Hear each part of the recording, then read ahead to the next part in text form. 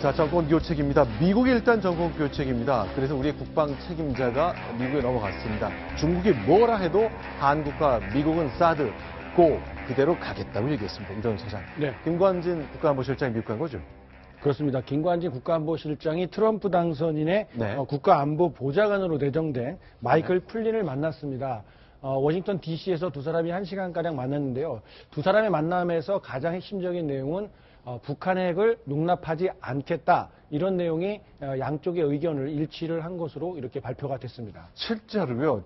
한미동맹 찰떡궁합, 찰떡동맹 그야말로 물샐 틈 없는 빛 한 줄기 들어갈 틈이 없는 동맹이라고 늘 강조해왔는데 일단 오늘도 적어도 구두로는 이 내용을 다시 한번 강조했습니다. 김관진 국가안보실장입니다. 플린 안보보좌관 내정자는 찰떡 궁합에 비견되는 찰떡공조, 스티키 라이스 케이크라는 말을 했어요. 그런 관계다. 순수한 방어적 무기, 방어 무기이고 자위권적 조치이고 중국이 반대를 한다 하더라도 거기에 상관하지 않을 겁니다.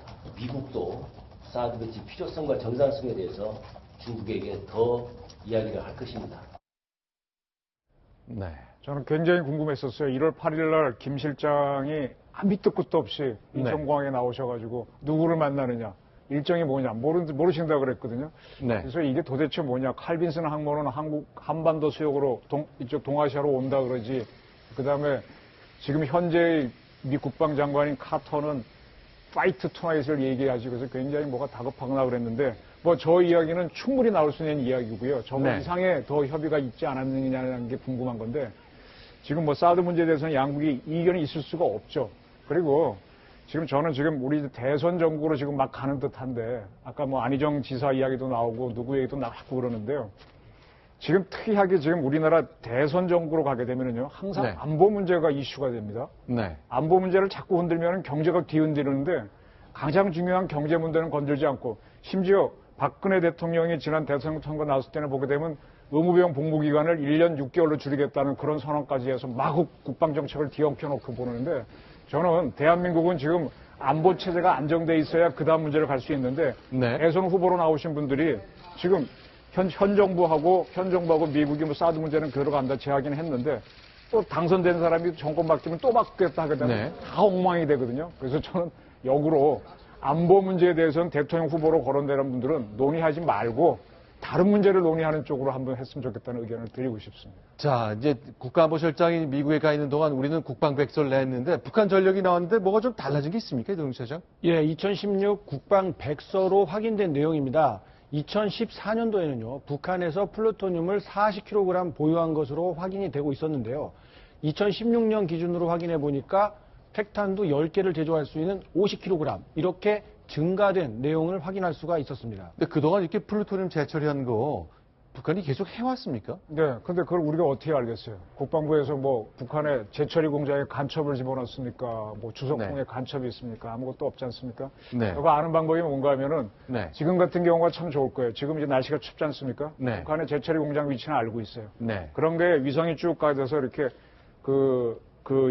위성으로 촬영하게 되면 네. 체온이라든지 공장이 돌아가면 열이 나오죠. 그렇죠. 겨울철에는 더 열이 확실히 잡히죠. 네. 그걸 통해서 이게 가동되고 있구나라고 해서 가동 시간을 거꾸로 곱하면 저런 계산이 나오는 거예요. 네. 북한이 이제 5차와 4차 핵실험하게 되면 얼마나 소비했겠구나 역산을 하는 건데 네. 저것이 정확하다고는 어느 누구도 말 못합니다. 그러나 추정을 할 수 있을 하는 뿐이다, 그거죠. 그러니까 그동안에 2년, 국방백서를 매 2년마다 발간하니까 2년 동안에 그 열이 올라가서 공장이 돈 거를 감안하면 북한의 제조 능력으로 볼 때 한 10kg쯤 플루토늄을 더 제처리했을 것이다. 네. 라고 보는 겁니다. 그런데 북한 무기도 쭉 해놨는데 뭐 특징적인 게 있나요? 늘 있었던 스커드, 노동, 대포동 뭐 그런 거 아닌가요? 네. 뭘 보십니까, 오늘? 뭐 스커드 B는 오래된 거고 스커드 BC는 원래 있던 거거든요. 네. 그다음에 노동하고 이제 대포동이 문제인데 네. 그것도 있던 건데 네. 이번에 추가된 게 과거의 국방백서에서는 무수단은 확실하지 않은 걸로 2014년 백서에서는. 네. 근데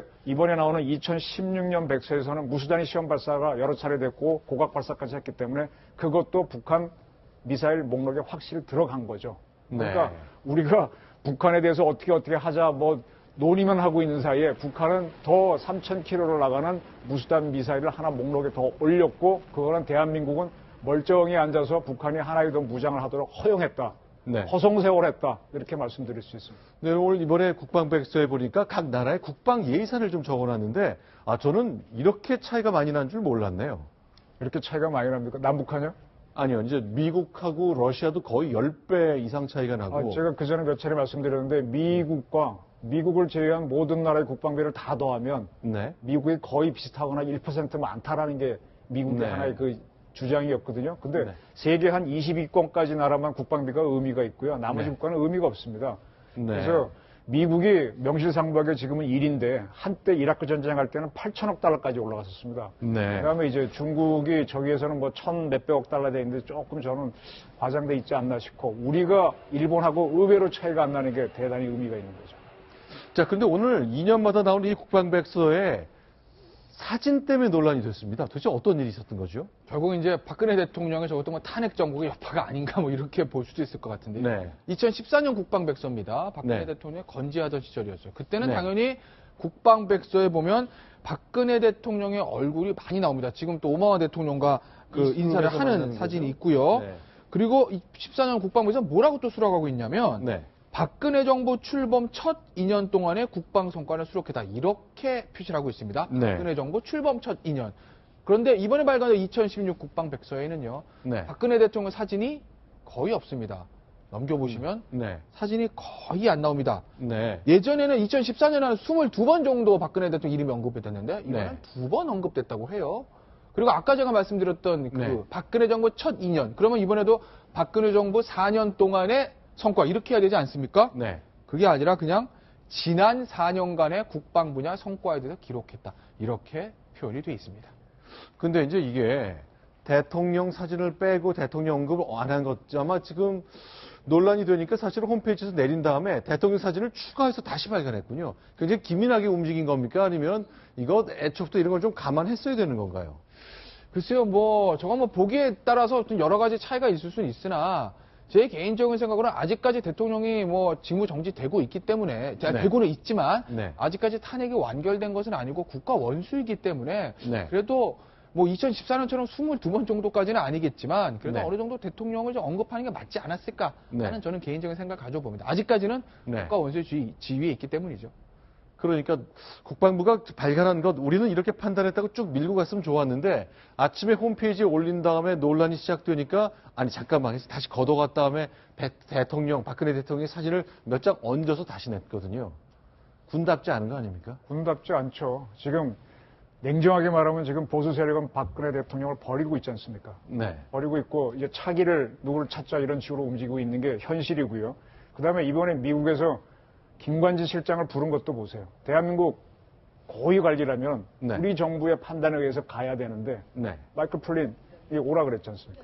그것도 뭘 얘기하자는 것도 아니고 그럼 네. 결국은 대통령이 완전히 유고 상태라는 건데 이건 뭔가 하면 아무리 보수라도 대통령다운 능력과 실력을 보이지 못하면은 네. 버림받는다는 거죠. 이건 굉장히 무서운 이야기입니다. 그래서 차기 대통령은 누가 되시던 간에 아까 전작권 여러 가지 얘기하는데 막상 해보면은 네. 그렇게 간단치 않을 거고요.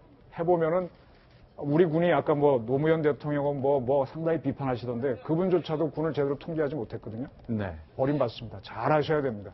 네. 그러니까 이게 이 박근혜 대통령이 이렇게 하면 권력 무상함 네. 이런 부분도 아마 여실히 느낄 것 같은데 아마 국방 백서뿐만 아니라 그 외 여러 군데에서 박근혜 대통령 사진이 점진적으로 사라지고 네. 심지어는 임기 말에는 네. 훼손까지도 될 가능성이 높다. 그래서 권력이 한없이 그런 야박함 네. 있기 때문에 박근혜 대통령 지금이라도 빨리 여러 가지 탄핵이나 이런 국면에 헌재라든지 네. 좀 협조적이고 좀 태도 변화를 했으면 좋겠다는 생각이 듭니다. 권력의 네. 현실을 좀 정확히 파악하시고. 한 20년쯤 전으로 기억하는데 YS 정부 말기에 YS가 레임덕에 빠지니까 어느 시사 만평가가 그림을 그렸거든요. 대통령 뒤에 봉황이 이렇게 두 마리 있는데 푸드덕 해서 반대쪽으로 날아가더라고요. 임기가 끝나지 않았는데 그런 장면을 연상한 일이 오늘 국방백서를 통해 등장했습니다.